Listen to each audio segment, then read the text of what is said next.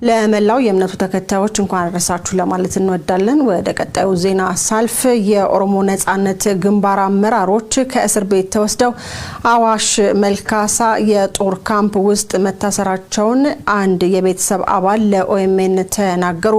አመራሮቹ በካምፑ ለረሃብና ለልብስ ማጣት መዳረጋቸውን ቤተሰቦቻቸው ለኦኤምኤን ጠቁሟል። አመራሮቹ በተለያየ ጊዜ ፍርድ ቤት ነጻ ቢላቸውም በፖሊሶች ከመንገድ ላይ እየታፈኑ እንዲሰወሩ ከመደረጋቸው ባሻገር የተለያዩ የኦሮሞ የፖለቲካ አመራሮች በአዋሽ መልካ ካምፕ በአስቸጋሪ ሁኔታ በእስር ላይ እንደሚገኙም ተናግረዋል።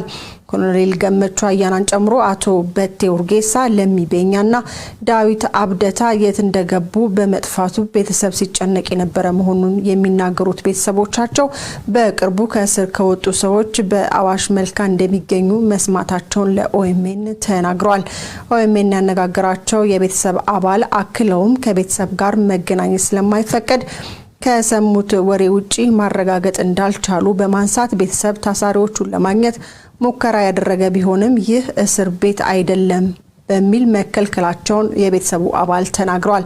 አቶ በቴ ኡርጌሳ በደረሰባቸው ድብደባ የተጎዱ ሲሆን ከሳምንት በፊት ከሞጆ እስር ቤት ተወስደው ወደ ካምፑ መተላለፋቸው ተዘግቧል።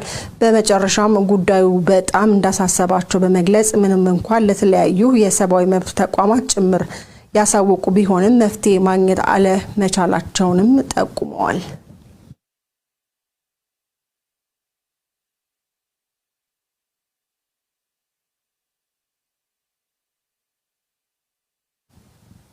በሌላ ዜና በሰሜን በኩል በወራሪው የአማራ መንግስት የተከፈተው የኦሮሞን መሬት የመውረድ ዘመቻ እንደቀጠለ ነው።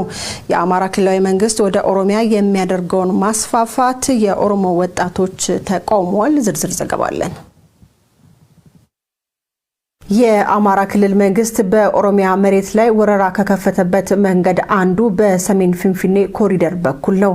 የቀንበቢት ወረዳ ለወራሪ ኃይሉ ከተጋለጡት ወረዳዎች መካከል አንዷ ናት። ወረዳዋ በኦሮሚያ ክልልና በአማራ ክልል አዋሳኝ ላይ የምትገኝ ሲሆን የፍንፍኔን ከተማ ከሰሜኑ የሀገሪቱ ክፍል በሚያገናኘው መንገድ ላይም ትገኛለች።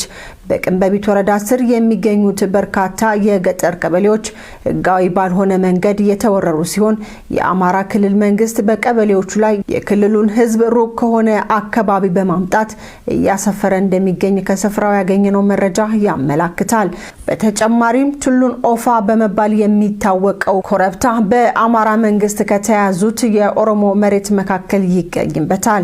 ወራሪ ኃይሉ አሁን ላይ ይህንን ኮረብታ በመናድ ጠጠርና የተለያየ ማዕድን በማውጣት ስራ ላይ ተጠምዷል።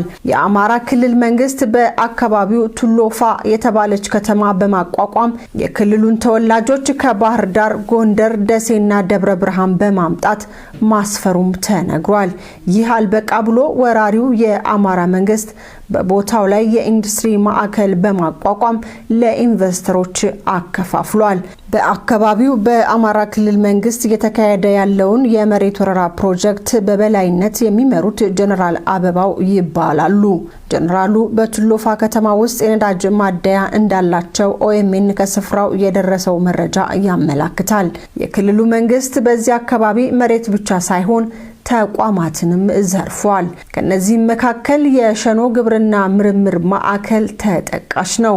የሁሉ የኦሮሞ መሬት ሲወረር የወረዳዋና የሰላሌ ዞን አስተዳዳሪዎች የት ነበሩ ማለታችሁ መቼም አይቀሬ ነው። ችግሩ ምን መሰላችሁ?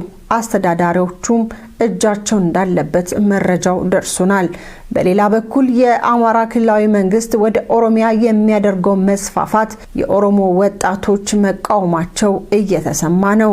የተቃውሞ መነሻ ቀድሞ በኦሮሚያ ክልል በሰሜን ሸዋ ዞን ምንጃር ሸንኮር ወረዳ ስር የሚገኘው አካባቢ አሁን በአማራ ክልል አስተዳደር ስር እንደሆነ ተደርጎ በአካባቢው ታፔላ በመቆሙ ነው።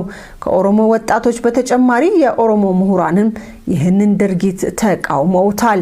ለአብነትም ዶክተር ሄኖክ ገቢሳ የአማራ ሚሊሻ የኦሮሞ መሬት በጉልበት በመዝረፍ የአማራን ክልል እያስፋፋ ይገኛል ካሉ በኋላ አብይ አህመድና ሽመልስ አብዲሳ ደግሞ የኦሮሞ ልጆች በኦሮሚያ ልዩ ፖሊስ ስም ያልተገባ መስዋዕትነት እንዲከፍሉና የአማራ ክልል ርስቴን የሚለውን መሬት ለማስመለስ የሚያደርገውን ዘመቻ እንዲቀላቀሉ እያደረጉ ያሉትን ጥረት ተችተዋል። አክለውም ከዚህ የበለጠ ሞኝነት አለ በማለት ጠይቀዋል። የኦሮሞን መሬት በመዝረፍ የአማራ ክልልን የማስፋፋት ዘመቻ እቅድ ተይዞለት እየተሰራ ያለ ፕሮጀክት መሆኑን ብዙ የኦሮሞ ተወላጆች ይናገራሉ። ይህን እቅድ ለማሳካትም የኦሮሞን መሬት ከመዝረፍ በተጨማሪ የኦሮሞን ማንነት ማጥፋት አንዱ የዘመቻው አካል እንደሆነ ብዙዎች ይስማማሉ። በጉዳዩ ላይ አስተያየታቸውን የሰጡት የኦሮሞ ተወላጆች ይህንን ሐሳባቸውን ለማጠናከር በቅርቡ በአማራ ክልል ኦሮሞማ ይውደም በሚል ሰልፍ መውጣቱንና በዛው ቀን ከባንክ ጀምሮ በክልሉ የሚገኙ የኦሮሞ ተወላጆች ንብረት ላይ የደረሰው ውድመት በማሳያነት ጠቅሰዋል። ይህ በእንዲህ እንዳለ የኦሮሞ ወጣቶች ከኦሮሚያ ክልል ተወስደው ወደ አማራ ክልል የተከተቱት የኦሮሚያ መሬቶች በአስቸኳይ እንዲመለሱም ጥሪ አቅርበዋል።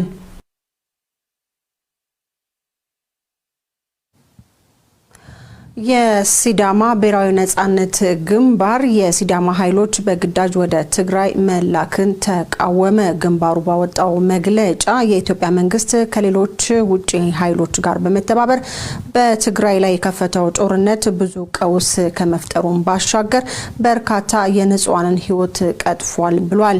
ከሁለት ዓመት በፊት የሲዳማን የክልልነት ጥያቄ የሀገር ውስጥና የውጪ ሚዲያዎችን በመጠቀም ሲቃወም የነበሩት የአማራ ሊቃን ናቸው ያለው መግለጫው የአማራ ርስት ለማስመለስ በሚል ሰበብ የሚደረግ መስዋዕትነት በየትኛውም ሁኔታ ተቀባይነት የለውም ብለዋል። ተጨማሪ ዘገባ አለን።